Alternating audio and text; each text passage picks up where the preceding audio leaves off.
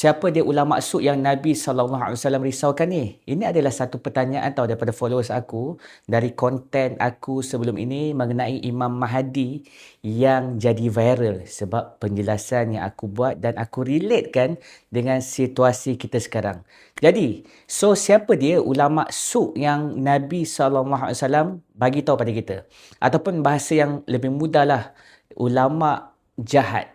Okey, memang kita kena ambil tahu sebab kalau kita tidak ambil tahu, mereka akan menyesatkan kita sampai ke neraka jahanam.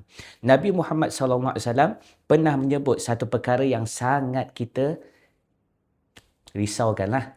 Baginda tidak kata yang paling aku bimbang di akhir zaman itu Dajjal. Tetapi apa yang Nabi beritahu, Nabi bersabdalah, yang paling aku takutkan ke atas umatku ialah ulama yang jahat. Nabi tak cakap orang yang jahil, bukan juga orang kafir. Tapi yang paling Nabi bimbangkan adalah ustaz-ustaz yang bawa agama, yang pakai kopiah, yang pakai serban, pakai jubah, bercakap atas nama agama. Jadi siapakah yang dimaksudkan oleh Nabi dengan ulama su ini? Aku akan jawab dengan ilmu, bukan dengan emosi. Perkataan su ni bermaksud pasar. Ulama su ialah ulama yang menjual agama. Agama dijadikan komoditi. Fatwa dijadikan barang dagangan bukan dari berlandaskan takwa. Hukum Allah ditimbang ikut kepentingan dunia, jawatan, gaji dan juga kuasa. Mereka bukan tak tahu hukum-hukum agama. Mereka tahu tetapi mereka pilih untuk menutup mata sebab arahan dari orang atasan. Ada ulama su ni memang dia tak sedar yang dia dah jadi ulama jahat. Dan kebanyakan mereka buat-buat tak sedar sebab kejahilan mereka tentang sistem kehidupan, bahawa mereka hidup dalam satu sistem kehidupan dajjal yang tidak mengangkat hukum-hukum Allah Azza wa Jalla. Sebagai contohlah, sistem pentadbiran di sesuatu negara, sistem kewangan yang dibawa dan juga sistem pembangunan yang diambil dari asas riba atau dari sistem hutang. Ulama-ulama su ni mereka diberi gaji, allowance, jawatan dan beberapa keistimewaan dalam sistem tersebut. Contoh yang kita nak relatekan adalah pencen.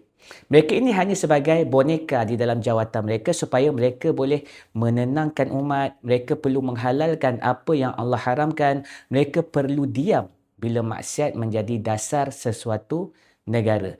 Salah satu tugas utama mereka ni akan menghalalkan cukai yang Allah haramkan demi pembangunan. Dalam Islam, mengambil harta rakyat secara zalim adalah haram. Tetapi hari ini, cukai dihalalkan atas nama pembangunan, kemodenan, negara maju, dan ulama su akan kata ini darurat, ini maslahat dan ini keperluan zaman. Padahal Nabi SAW tak pernah ajar umat hidup dengan sistem menekan rakyat. Mereka juga akan menghalalkan riba. Riba jelas haram dalam Al-Quran. Allah dan Rasul isytihar perang kepada pemakan riba, tetapi mereka jadi syaitan bisu dan membiarkan umat terus hidup berhutang. Tugas ulama su ni dalam istilah riba, dia akan tukar istilah riba, dia tukar nama kepada patuh syariah dan dia akan tukar beberapa kontrak pinjaman dan akhirnya riba ditukar menjadi Islamik.